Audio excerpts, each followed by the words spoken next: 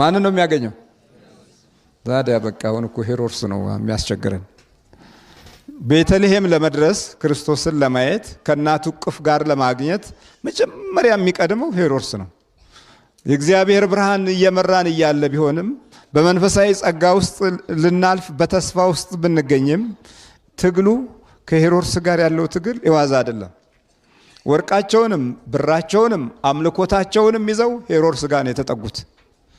የክርስቲያኖች እንቅፋት ትልቁ ሄሮድስ ነው።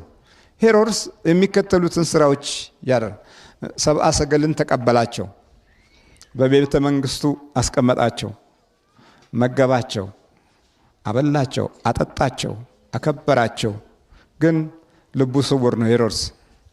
ዓለም ልክ እንደዚህ ነች። ትቀበልሃለች፣ ታባብልሃለች፣ ትመግብሃለች። አንዳንድ ጊዜም ፍላጎትህን ለማሟላት በምታደርገው ትግል ውስጥ የመጀመሪያ ተሳታፊ ናት፣ ረዳት ናት፣ ታግዝሃለች።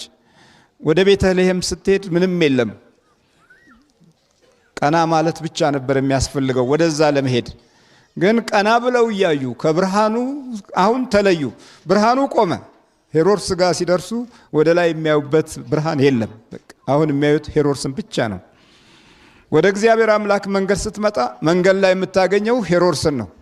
ኑሮህ ሄሮድስ ነው፣ ጊዜ ሄሮድስ ነው፣ ዘመንህ ሄሮድስ ነው፣ ቤተሰብህም ሄሮድስ ነው። የእግዚአብሔር የሆነውን ነገር ይከለክልሃል። እንደው ጸሎት ጀምራችሁ ቤተሰቦቻችሁ አልተሰላችሁም? አልፎም ተርፎ እንኳ በቤት ውስጥ ያሉት ባልና ሚስቶች አንደኛው ጸሎቱን ረዘም ካደረገ ወጡ ሊበርድ ነው ትላለች። ቡናው ፈልቶ እኮ ቀዘቀዘ ትላለች። መነከቱ ሰዓት አልፏል እኮ ቀነስ አድርገው ይሉሃል። ጠበቅ ስትል መንፈሳዊ ኃይልህ በርታት እየጨመረ ሲመጣ የውስጥ ተመስጦህ ከፍ ሲል ሄሮድስ ቤት ውስጥ ቁጭ ብሎ ብርሃንን ይከለክልሃል። አሁን ሰብአ ሰገላይ ብርሃናቸው የለም። ሄሮድስ ብቻ ነው አሁን የሚያዩት። ቀና ቢሉ የለም። ቀና ቢሉ አሁን ደስታቸው የሄሮድስ ምግብና መጠጥ ብቻ ነው። ሌላ ምንም አይነት ነገር የለም። ወደ ሰማይም እንዳያዩ ብርሃኑ ተጋርዷል። ለምን? እዛ ቤተ መንግስት ውስጥ የእግዚአብሔር ብርሃን አያርፍም። ሲወጡ ነው የሚታየው። ሲወጡ ነው በአይናቸው ላይ የሚበራው። ሲወጡ ነው የሚመራቸው። ካልወጡ አይታይም። ዛሬ ክርስቲያናዊ አኗኗራችንና በረካታችን ልክ በሄሮድስ ተነጥቀን ዝም ብለን ብቻ እዛው እየተድፈነፈንን መሰሪነትን በልቦናችን ውስጥ ተማረን። ሄሮድስ መሰሪ ነው። ብዙ ጊዜ ከሱ ጋር ከቆዩ ሰብአ ሰገል መንፈሳዊ ኃይላቸው ይዳከማል። የአባቶቻቸው ተስፋና የሚፈልጉትንም እድል አያገኙትም። እንዲህ ነው። አሁን እኮ ወደ ክርስቶስ ስትመጣ፣ ወደ አምላክ ስትመጣ ሁልጊዜ እንደ ታላቅ ግንብ ሆኖ የሚከለክልህ ሄሮድስ ነው። በቃ እጸልያለሁ ብለህ አትጸልይም፣ እሰግዳለሁ ብለህ አትሰግድም፣ አመልካለሁ ብለህ አታመልክም። ቤትህ ውስጥ ራሱ ቤትህም ይፋለምሃል። ከመሰረቱ ችግር ያለበት መሬት ከሆነ የእርግማን ልጆች የረገጡትም ከሆነ ሲያቃዥህ ነው የሚያድረው እና ተስፋህ ላይ አደጋ እየፈጠረ እንዳታገኘው፣ ከክርስቶስ ጋር እንዳትዋሃድ፣ በእግዚአብሔር ብርሃን እንዳትመራ፣ ኑሮህ ላይ ቅድስና እንዳይኖር፣ የልብህ ቡራኬም የእግዚአብሔር ፍቅር እንዳይሆን ሁልጊዜ ይታገላል ሄሮድስ። እየሰማችሁ ነው? ስለዚህ አንድ ክርስቲያን ሄሮድስ ጋር ካልደረሰ በምንም መንገድ ቤተልሔም አያገኛትም። እንግዲህ ለማምለጥ የሚደረገው ትግል ላይ ነው አሁን ያለ ነው። የእኛን ሄሮድሶች አሁን ቶሎ ለማምለጥ አንዳንዴ የራሳችን ይሄ ሎጂኩ ደግሞ በጣም የጨመረበት ዘመን ስለሆነ ማንኛውንም መጽሐፍ ገለጥ ስታደርገው ሎጂክ ይሰጥሃል። ወደ ሳይኮሎጂው ስትሄድ፣ ወደ ርዕዮተ ዓለሙ ስትሄድ፣ ወደ ፍልስፍናው ስትሄድ፣ ወደ ትምህርቱ ስትሄድ፣ ወደ ባዮሎጂው፣ ወደ መድኃኒቱ አካባቢም ስትሄድ ሁሉም የየራሳቸው ምናባዊ የሆነ አእምሮህን የሚሰርቁ ነገሮች አሏቸው። አንዳንዶቹም የሚያሳምኑ እየመሰለህ ትቀበለውና ስትሞክረው ካንተ ጋር አይጣጣምም። ላሳለፍካቸው ጊዜያቶች ትላለህ። እንደገና ደግሞ ይህንን ኡታ ሰብአ ሰገል ለመቀበል አይ እንሄዳለን እስክናገኘው ድረስ አሉ። እንግዲያው የታል ኮከቡ ይላቸዋል። ደግሞ እዛ የምርመራ ጀምሯል። እዚህ አንድ ቃል ታገኛላችሁ እንዲህ የሚል በጥንቃቄ መርምሩ፣ ባገኛችሁት ጊዜ እኔ ደግሞ መጥቼ ሰግድለታለሁ።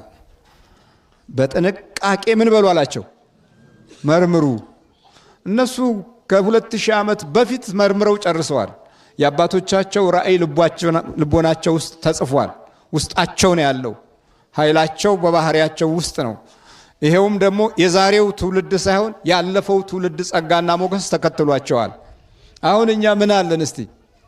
ወደ አያትህ ዞር ስትል ጨሌ ታቅፋ ነበረ፣ በየውቃቢ ቤቱ ትዞር ነበር። ወደ ቅድመ አያትህ ዞር ስትል እንደዚሁ በተለያየ አይነት ጣዖት ውስጥ ነበረች። ስለዚህ እንዴት በተገለጠና በተከፈተ ሰማይ እንኑር? መዘዙ እኮ ሰፋ ያለ ነው። በዚህ በመናፍስቱ ዓለም ህይወት ውስጥ በደንብ ካስተዋልን እና በጥንቃቄ መርምሩ ይላል። ጠንቃቃ ነው ጠላት። ይኸውልህ አሁን አይነ ጥላ የለብኝም ስትል የኖርክ ሁሉ አሁን ድንገት ይመጡና አንዳንድ እናቶች ዋለኮ ሲባል ኧረ የለም እኔ ላይ 7 ዘር ማንዘሬ ክርስቲያን ነው ይላሉ፣ ይፎክራሉ። ፉከራ አላዋጣም። ፉከራ ለጳውሎስም እንኳን አልሆነለትም። በኋላ እኔ ማነኝ አለኩ። ትልቅ የነበረው ኃያል የነበረው ኧረ እኔ ትል ነኝ አለ። ዳዊትም እንደዚሁ ብርቱ የነበረው ኧረ እኔ ትል ነኝ አለ። ለዚህ ለስጋ የተሸጥኩ ነኝ አለ ጳውሎስም። ከእኔ እንዲለይ 3 ጊዜ ጸለይኩ አለ። ሰይጣኑ ማለት ነው። የብንያም ዘር ስለነበረት የተዋርሶ መንፈስ አለበት። ከእኔ እንዲለይ 3 ጸለይኩ አለ። ግን ጸጋዬ ይበቃሃል አለኝ። መጨረሻ ሲሞት ነው የተለየው። እና በጥንቃቄ መርምሩ ይላል። ጠላት ይሄን ያህል ጊዜ ሰጥቶ ለዚህ አይነት ጉዳይ ቦታ ሰጥቷል። ለሰብአ ሰገል ትልቅ ቦታ ሰጥቷቸዋል።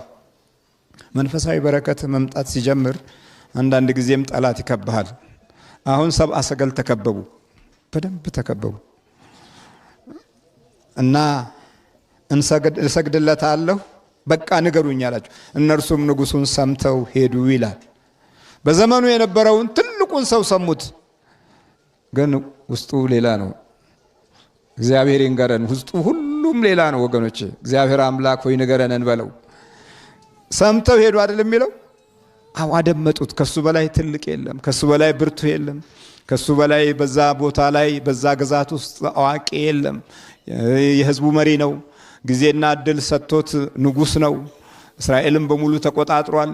እነሱ የሚፈልጉትን የሚከበረውን የተወለደውን የአይሁድ ንጉስ አሁን በኮከቡ ነበር የሚመሩት። አሁን ንጉሱ ሌላ ኮከብ ሆነና ቁጭ አለ። ሌላ ኮከብ ይጠብቃል። በቃ ሰምተውት ሄዱ። እነሆም በምስራቅ ያዩት ኮከብ ሕፃኑ ባለበት ላይ መጥቶ እስኪቆም ድረስ ይመራቸው ነበረ። ሕፃኑ ያለበት ቦታ ላይ እስኪቆም ድረስ ምን ይላቸው ነበር? ይመራቸው ነበረ። ኮከቡን ባዩ ጊዜ በታላቅ ደስታ እጅግ ደስ አላቸው። ከሄሮድስ ወጡ። እግዚአብሔር ስሙ የተመሰገነ ይሁን።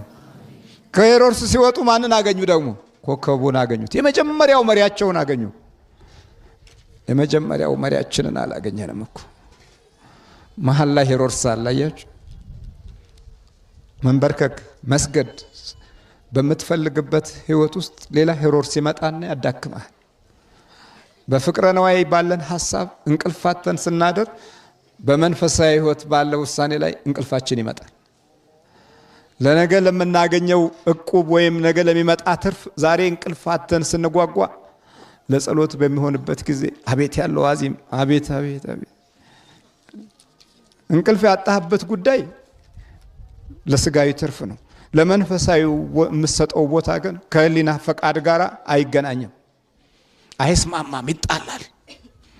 አሁን እነሱ ከመጀመሪያው መሪያቸው ጋር ተገናኙ። ኮከቡን ባዩ ጊዜ በታላቅ ደስታ ሄሮድስ ቤት በገቡ ጊዜ ቤተ መንግስት በገቡ ጊዜ ታላቅ ደስታ አይለንም። አስቡት፣ ዓለም ደስታን ለማምጣት ስንት ጊዜ ሞከርን። በትልልቅ የዩኒቨርሲቲ ተቋም መገንባት እንደስታለን ብለን ነበር። በዛ ውስጥ ረጅም ዘመናት የተማሩ ልጆች ለትውልዳቸውም ሆነ ለቀጣዩ ቤተሰብ የፍሬ ኃይል ሆነው ጸጋንና የተረፈረፈ ሞገስን ይሰጣሉ ብለን አስበን ነበር። አልሆነም። ደስታ አይመጣም ከላይ ካልተለቀቀ። ደስታ ያለው ከላይ ነው። በአመጋገብ መሻሻል ደስታ ይመጣል ብለን ጧት እንቁላሉን፣ ጥብሱን፣ ዱለቱን ከሰዓትም እንደዚሁ ቁርጡን ክትፎውን፣ ማታም እራታችንን፣ ቅቅሉን፣ ምኑን፣ ውስኪውን ምኑን አልነው ደስታ ይመጣል ብለን ነው ታገልን። ግን ደስታ የለም፣ አልመጣም። በኋላ እንዳውም ጨጓራ ያዘንና ማግሳት ጀመረ። ሳትበላ ሳትጠጣ ታገሳለህ ትላለህ። አለም ደግሞ ለማግሳት አንቡሃ ጩኸት ሁሉ አንቡሃ ሆነ፣ ጸሎት ሁሉ አንቡሃ ሆነ። ምን ዋጋ አለው? የለም፣ አልሆነም። ወደ ላይ ቀና ስትል ነው ደስታ ያለው። ይኸውልህ ደስ አላቸው፣ በታላቅ ደስታ እጅግም ደስ አላቸው።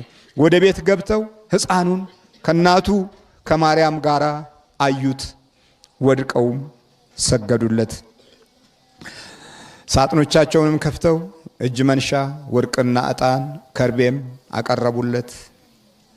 ከዚህ በኋላ እግዚአብሔር ደግሞ ስራውን ይጀምራል። መጀመሪያ በኮከብ ነበር የተመሩት፣ በኮከብ ብርሃን ነው የተመሩት።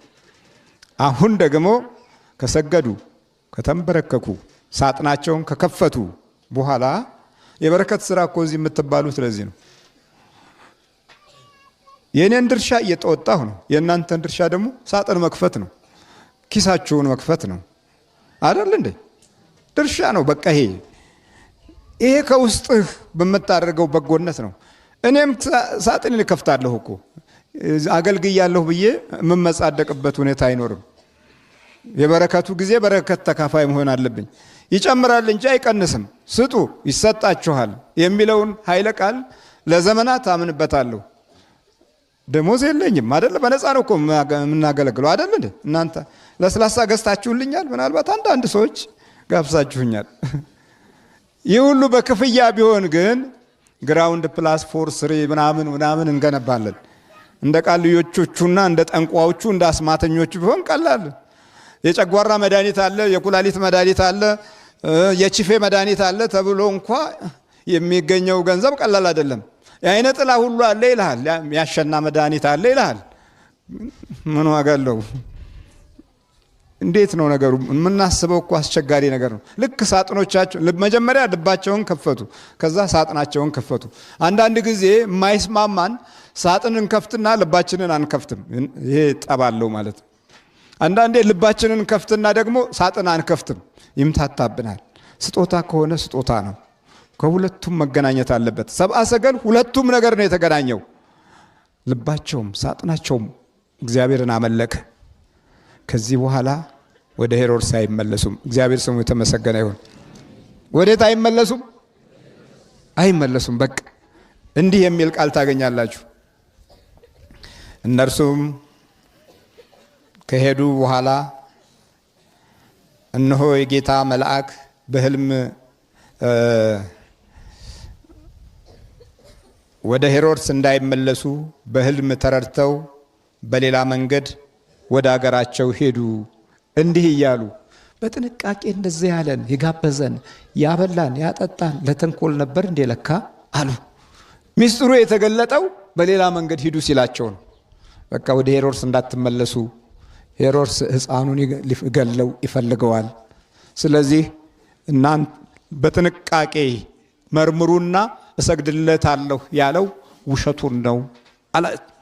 በሕልም ተረድተው አሁን የሕልም መረጃ እግዚአብሔር እኮ በሕልም መንገድ ይነግራቸዋል እኮ። አንዳንድ ጊዜ ብዙ የሚነግራቸው ነገሮች አሉ፣ ግን ስለማናገናዝበው በመንፈሳዊ ተስፋና ራእይ ውስጥ ስላልነበር መረጃዎቻችን በቀና መንገድ የተተረጎሙ አይደሉም። እና በሕልም ተረድተው በሌላ መንገድ ወደ ሀገራቸው ተመለሱ ይለናል። ይሄ ነው እንግዲህ የጌታ ልደት ሌላ መንገድ አለው።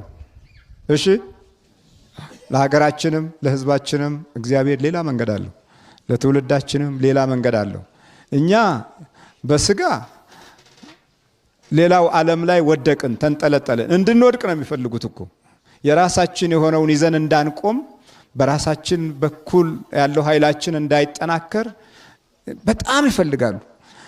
ሻል ብሎ የሚወጣ ሰው ካለ ቀስ ብለው ተቆጣጥረው እንደምንም ብለው አዳክመው ጊዜውንና ዘመኑን ጨርሰው እስኪሞት ድረስ ይከታተሉታል። የተሻለ ሰው ካለ፣ የተሻለ የበረከት ሰው ካለ እና ይሄን ነው። ግን ከእግዚአብሔር ጋር ከሆነን ሌላ መንገድ አለን። ምቀኛውን፣ ሸረኛውን፣ የዘመኑን ኢሉሚናቲ እነ ባፎሜትን እነ ፍሪሜሰንስን እነዚህን ሁሉ እናልፋቸዋለን። እነሱ ረጅም ነው በሆነ እንደ ስኬለተን። እነዚህ የአጥንት አምላኪ ነጮች ዛሬ ኢንዱስትሪውን ዓለም በሙሉ የያዙት በጠቅላላው ትውልዱን አምክነው ደብዛውን አጥፍተው እነሱ ብቻ ለመኖር የሚስገበገቡት በመንፈስ ባርነት የዘመቱብን እነዚህን ሁሉ የምናልፍበት ሌላ መንገድ አለን። ነጮች ወዳጆቻችን እኮ አይደሉም። አይምሰልም። ድሮ በስጋ ባርነት ዓለምን ቀጠቀጡ። አሁን በመንፈስ መጥተዋል። ምን እያደረጉ ነው? ሰይጣኑን እንኳን እያያዙ ይሄ በአንዱ ሰይጣን በአንዱ ሰይጣን ነው የሚያዘው እና የነጩ ሰይጣን ይሄን አፍሪካውን ሰይጣን ይይዙና ወስደው ክፋት አስተምረው ሁሉንም ያዛቸው፣ አፍዛቸው፣ አደንግዛቸው ብለው አስተምረው አምጥተው እዚህ መልሰው ያስቀምጡታል። የሚገርም እኮ ነገር ነው። ድሮ ወዚህ በባሌ አካባቢ ፈረንጆች መጥተው ሰይጣን ይዘው ሄዱ እያሉ ይነግሩን ነበር እኮ። ሰይጣኑን ይዘውት ሄዱ። አስረው በሰንሰለት አስረው ይዘውት ሄዱ። አስረው ወስደው የሚወስድ እንትን ሊመራመር መሰለ አሰልጥኖ ሊልክልህ እኮ ነው ወደዚህ። ለዚህ ነው የኛ ሰይጣኖች እዚህ አፍሪካው ሰይጣኖች እንጀራ ስትበላ ይቀናል። ያበሻውማ ጭራሽ ብሶበት ከሌላው ዓለም በካልሲ ይቀናል። በካልሲ ጫማውን ተው። ይሄና ለምን ሆነ ስንል መንገድ አተን ነው። ክርስቶስ ጋር ስንጠጋ ሌላ መንገድ አለን። አያችሁ፣ ከክርስቶስ ስጋና ደም ጋር ስንያያዝ ምን አለን? ሌላ መንገድ አለን። ሌላ መንገድ ከክርስቶስ የዘላለም ሕይወት ጋር ስንጨባበጥ ሌላ መንገድ አለን። መንገድህን እስቲ ያሳየን ስንለው እኮ ሄሮድስንም ያሳየናል። በተስፋ ቃል ዝም ብሎ የሚሞሉንን መስሎ የታያቸውን እየተናገሩ ለልቦናችን እውነት እያስመስሉ የሚያወሩንን ሁሉ ያኔ ታቋቸዋላችሁ። ለካ ውሸት ነው፣ ውሸት ነው። ሄሮድስ ነፍሰ ገዳይ ነው። እኔ ሰግዳለሁ ያለው ውሸቱን ነው። ስለዚህ ብዙ ርዕዮተ ዓለሞች ወደ ሃይማኖት ይመጡና ጠጋ ይሉና የሚፈጥሩት ችግር የተወሳሰበ ነው። እግዚአብሔር ከሁላችን ጋር ይሁን። በክርስቶስ ስጋና ደም ታነጸን የመንግስቱ ወራሾች እንድንሆን አምላካችን ያብቃን። አሜን።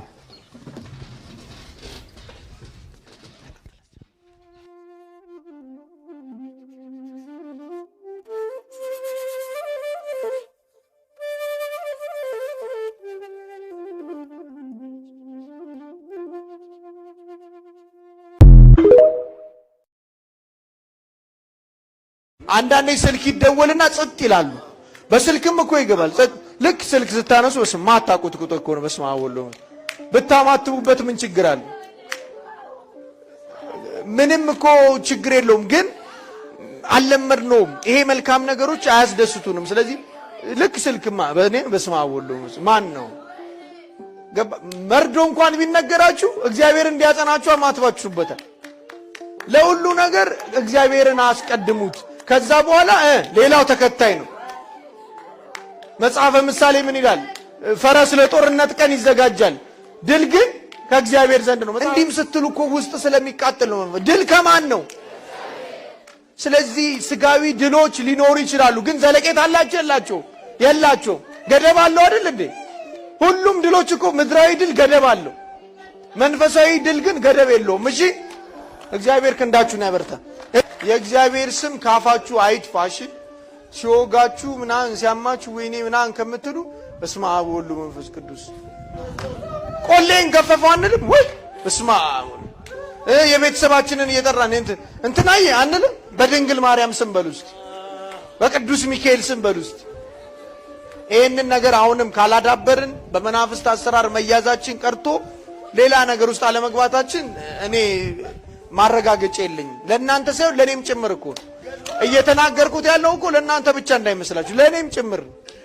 ልጆች ሆረር ፊልም እያሳያችሁ ልክ የዲያብሎሱ አሰራር ሲጋል ዝጊው ልጄን እንዳያማት፣ ከዛ ተይዛ ስትመጣ መከራ፣ ጥርሷን አንቀጫቀጨች መከራ የምታሰቃዩን፣ ከዛ መርገም ትስበርልን፣ ሁሉም ጋር ትረግጣላችሁ። እምነት ስለጠፋ እኮ ነው። ስለዚህ እባካችሁ እኔ እንዳልኳችሁ ነው። ነገ እኮ እንዲህ ላንቀጥል እንችላለን እኮ። መሰብሰባችን የማይወድ ሊኖር ይችላል እኮ። እኛ ሌላ ምንም ከቤተ ክርስቲያን ከእግዚአብሔር ኃያልነት ከመመስከሮች ሰው ይዳን ነው። ሰው ይዳን፣ ከያዘበት ችግር ይላቀቅ። እንዲህ ሆኖ አሁን ቢኖር ይሄ ሰው ቤተ ክርስቲያን እግዚአብሔር አባቶችን አይጠይቅም? ትጠይቃለች። እንጠየቃለን እኮ። ስለዚህ እንዲህ አይነት ነገር ነው ቤተ ክርስቲያን። ልክ እሁድ ሲደርስ እሁዷን ጠብቃ የምትመጣ እንቅልፍ እንዴት እንደምጥማችሁ ቤተ ክርስቲያን ለመሄድ ለመነሳት እንዴት እንደሚከብዳችሁ እናንተው ታውቁታላችሁ። በቃ እሁድ ሲደርስ በቃ ምክንያት ይፈልጋል። ቅዳሴው ሲያልቂድና እንደ ነገሩ የሚጸልይ ሰው፣ ከዛ እንደ ነገሩ የሚያገኝ ሰው ኑሮዬን እባክህ ክፈትልን እንለውና እድሌን ዘግተው እንላለን። ዘጊም ከፋችም እግዚአብሔርን እናደርጋለን።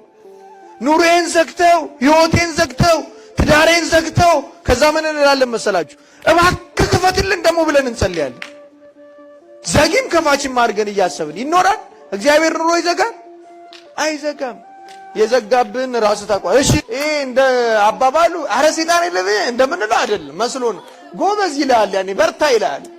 ድሮስ እኔ በአባቴ ዳዊት ደጋሚ ነው፣ አረ እኔ ጋር ምን ይሰራል? ሳትጸልይ ምን ይሰራል? ኑሮ ተበልቶ እንጀራው ተበልቶ አረ ሰይጣን የታባቱ እዛው ሂዱ የሚያስጮት ጋር ሂዱ ይላል። እንደዚህ ስትሉ በርቱ ነው የሚላችሁ ውስጥ ሆኖ። አዎ የለብህም ማን ይነካል? ኑሮ ተበላሽቶ እድል ተበላሽቶ ቤታችሁ ይመጥሩና ሲኒ አይቆጥሩም እንደ ሰዎች። እንዲህ አይነት ነው። ቡዳው ይገባል፣ አፍዛ ደንግዙ ይገባል። የመስተፋ እንዲሁ ብዝን ብላችሁ እንድትቀሩ ወጣቱ አሁን እንደው ምን የመሰለ ሸበላውን አይነ ጥላ ትመጣና ግርድ ፊቱን ታደርገዋለች። ከዛ የሆነች ስትተዋወቅ በመልካም እንዳታየው ቀድማ ታየዋለች።